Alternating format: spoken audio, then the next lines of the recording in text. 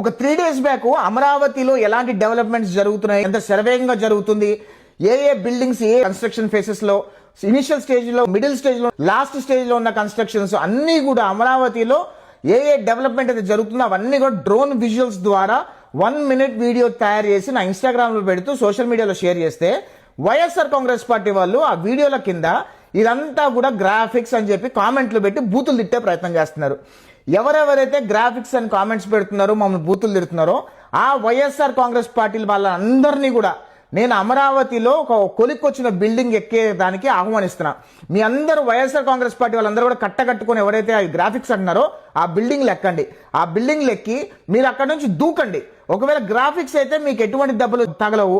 ఒకవేళ గ్రాఫిక్స్ కాలేదనుకోండి, మీ కాల్లో చేతులు ఇరుగుతుంది, మీరు బతుకుంటారో పోతారో కూడా దేవుడికి తెలియాలి. ఎంతసేపు విష ప్రచారం చేసి రాష్ట్రాన్ని సర్వనాశనం చేయాలనే కంకరం కట్టుకొని వైఎస్ఆర్ కాంగ్రెస్ పార్టీలు పనిచేస్తున్నారని నాకు అనిపిస్తుంది. ఈ రోజు అమరావతి డెవలప్మెంట్ అనేది ఎంత శరవేగంగా జరుగుతుంది అనేది రాష్ట్ర నలుమూలన్న ఆంధ్రప్రదేశ్ రాష్ట్ర ప్రజలందరూ కూడా అమరావతి వచ్చి అమరావతిలో డెవలప్మెంట్లు అన్ని కూడా మీకు కల్లారా వీక్షించండి అని చెప్పి మనస్ఫూర్తిగా ఆహ్వానిస్తున్నాను. నేనైతే వైఎస్ఆర్ కాంగ్రెస్ పార్టీ వాళ్ళు చెప్పే మాటలు నమ్మకండి. వైఎస్ఆర్ కాంగ్రెస్ పార్టీ కార్యకర్తలు, నాయకులు ఇంక్లూడింగ్ జగన్మోహన్ రెడ్డి ఆంధ్రప్రదేశ్ రాష్ట్రం సర్వనాశనం అయిపోవాలని కోరుకుంటారనే విషయం ప్రతి ఒక్క ఆంధ్రప్రదేశ్ రాష్ట్ర గమనించమని కోరుతున్నాను. జై హింద్.